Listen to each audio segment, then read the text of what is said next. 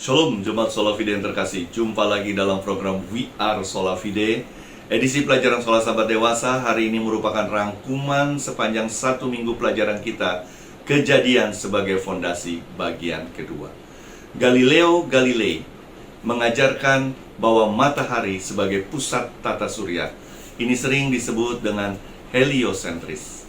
Sedangkan gereja induk pada saat itu mengajarkan bahwa bumi sebagai pusat tata surya.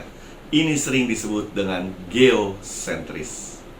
Karena ajaran Galileo Galilei tidak sesuai dengan gereja induk yang berkuasa pada saat itu, sehingga dia dipersalahkan dan dimasukkan ke dalam penjara sampai dia meninggal di tahun 1642. Sesudah 350 tahun, tepatnya di tahun 1992, Gereja Katolik baru mengakui kebenaran ajaran Galileo Galilei tentang heliosentris. Saudara-saudaraku, pada hari ini ada 2 kutipan terdapat di dalam buku-buku Roh Nubuat yang ingin saya sampaikan kepada saudara-saudara. Yang pertama terdapat di dalam buku Testimonies for the Church, jilid 5, halaman 25. Alkitab adalah sejarah yang memiliki pelajaran paling lengkap yang dimiliki manusia.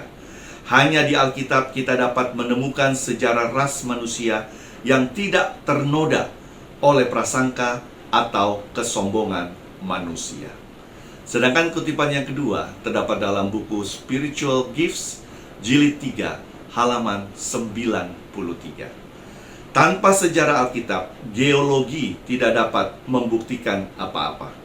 Ketika manusia meninggalkan firman Tuhan sehubungan dengan sejarah penciptaan dan berusaha menilai karya kreatif Tuhan berdasarkan prinsip-prinsip alam, mereka berada dalam lautan ketidakpastian yang tak terbatas.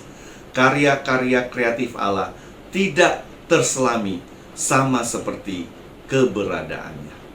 Saudara-saudaraku, pelajaran kita sepanjang 2 minggu ini menyimpulkan bahwa penafsir-penafsir Alkitab tidak harus membaca dan menyelidiki Alkitab dengan lensa kosmologi Timur Dekat kuno, Mesir, Yunani kuno, atau pandangan modern tertentu.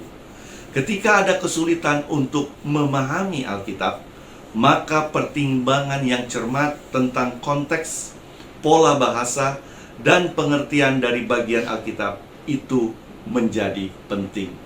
Dan tolong kita jangan lupakan, hal yang paling penting adalah tuntunan Roh Kudus bagi kita saat menyelidiki Alkitab. Tetap rajin untuk belajar Alkitab, because we are sola fide. Tuhan Yesus memberkati.